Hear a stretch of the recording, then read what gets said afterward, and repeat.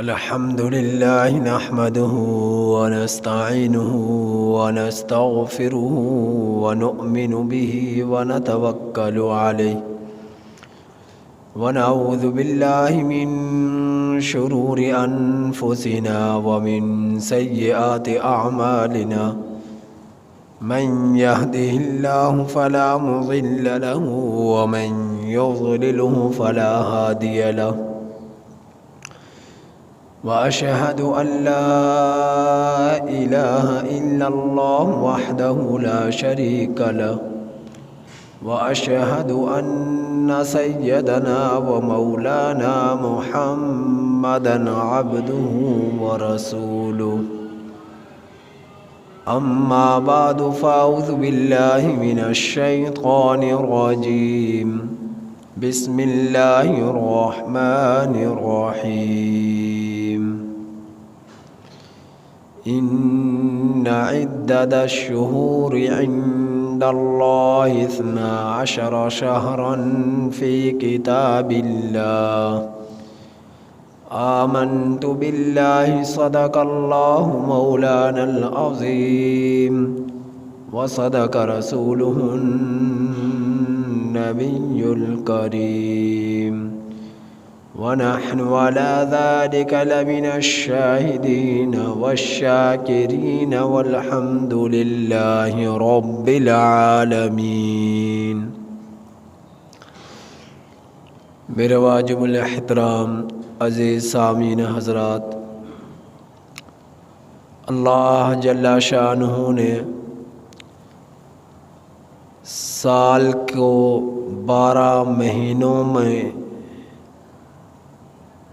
سمویا ہے۔ 12 مہینوں کا ایک سال ہوتا ہے، اور قمری 12 مہینوں میں 4 مہینے وہ ہیں جن کو اللہ رب العزت نے حرمت بخشی ہے، ادب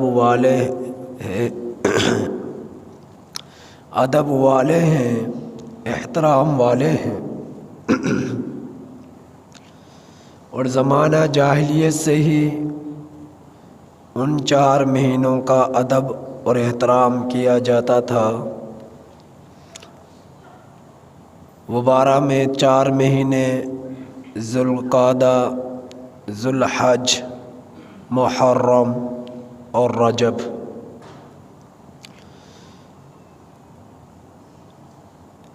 اللہ کے رسول صلی اللہ علیہ وسلم نے نشاندہی فرمائی کہ رجب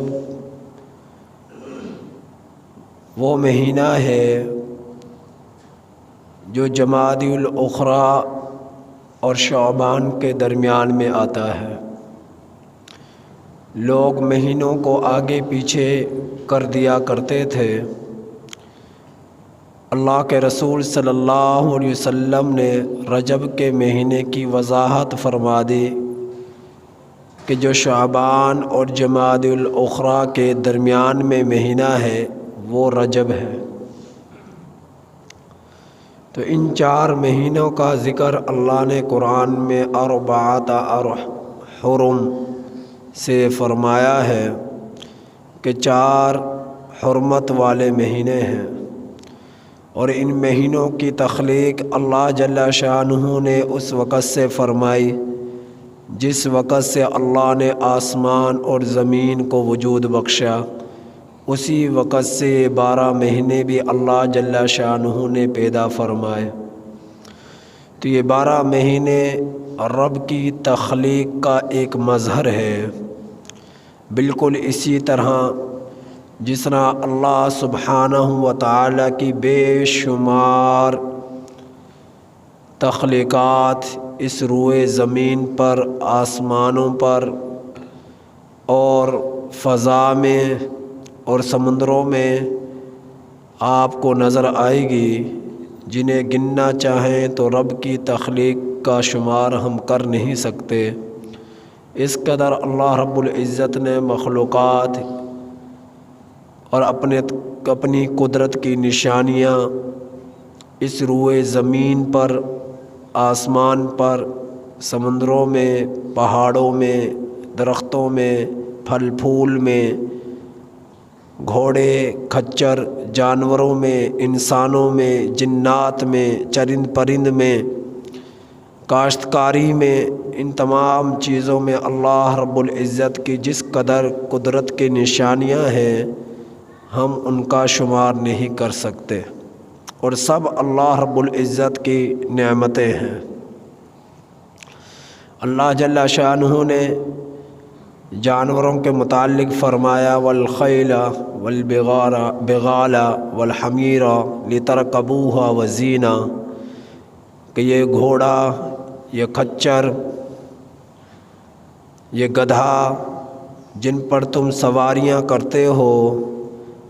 اللہ رب العزت کی تخلیق کا ایک مظہر ہے۔ یہ اللہ کی نشانیوں میں غور و فکر کریں تو نظر آئے کہ یہ اللہ کی کس قدر وسیع نعمت ہے۔ آج دنیا نے ترقی کر لی، بہترین سواریاں آ گئی،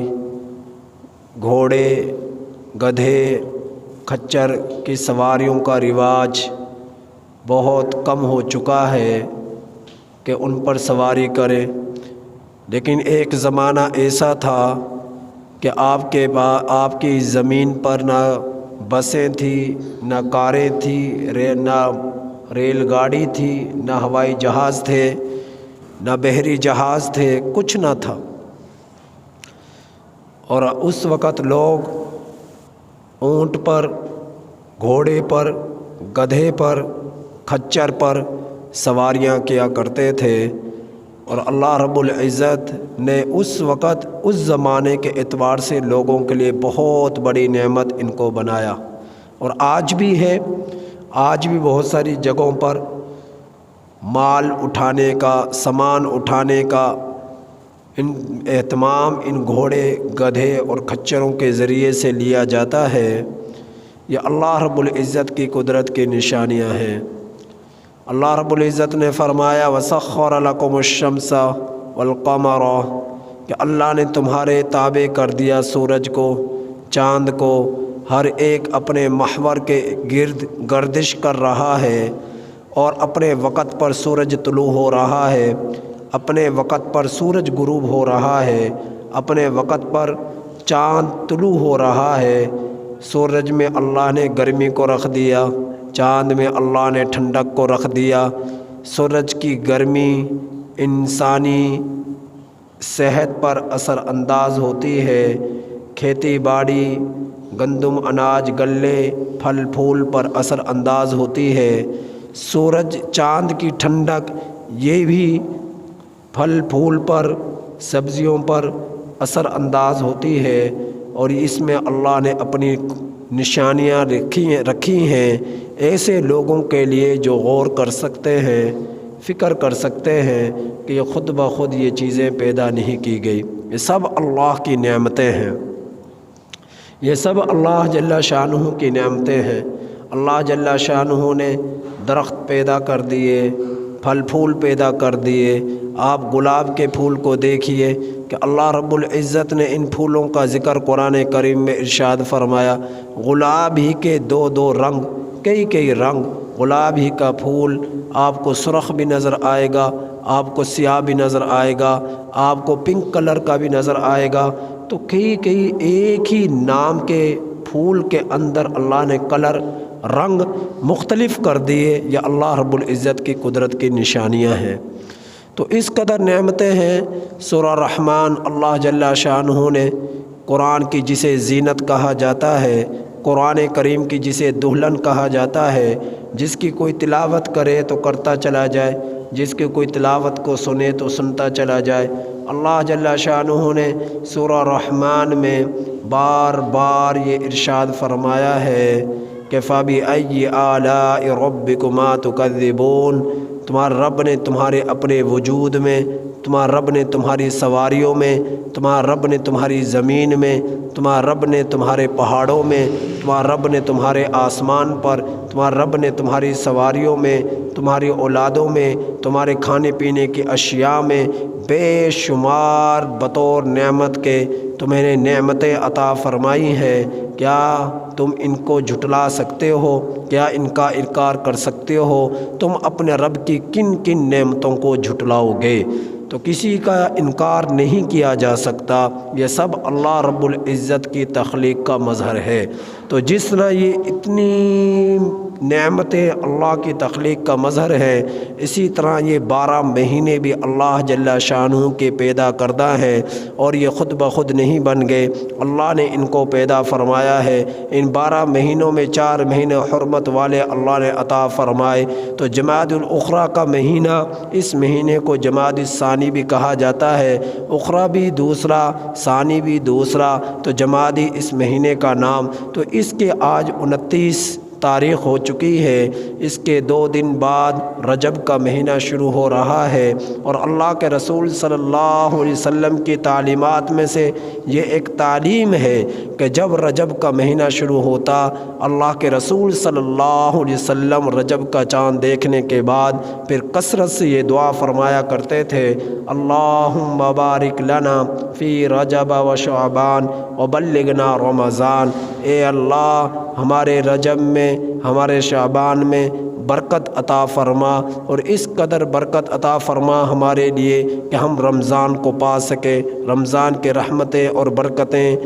سمو سکے، سمیٹ سکے۔ اے اللہ اتنی ہماری عمر میں برکت نصیب فرما۔ اللہ کے رسول صلی اللہ علیہ وسلم ماہ رمضان سے پہلے کثرت سے یہ دعا فرمایا کرتے تھے، رجب کے مہینے میں بھی، شعبان کے مہینے میں بھی۔ لہٰذا جب رجب کا چاند نظر آئے، ہم میں سے ہر ایک کو چاہیے کہ ہم اس دعا کا کثرت سے اہتمام کریں، جس سے ایک بات یہ معلوم ہوتی ہے کہ ماہ رمضان کی کس قدر عظمتیں، رفتیں، برکتیں، رحمتیں ہیں، کہ جس نے ماہ رمضان کا مہینہ پا لیا اور اس میں عبادت کر کر اپنے رب کو راضی کر لیا، تو یہ اللہ کی اس کی زندگی میں بہت بڑی نعمت کا ایک مرتبہ دوبارہ اسے موقع اللہ نے عطا فرما دیا، کہ جس کا جتنا بھی شکر ادا کیا جائے اتنا ہی کم ہے۔ کہ اللہ کے رسول صلی اللہ علیہ وسلم معصوم ہیں، گناہوں سے پاک صاف ہیں، اس کے باوجود اس قدر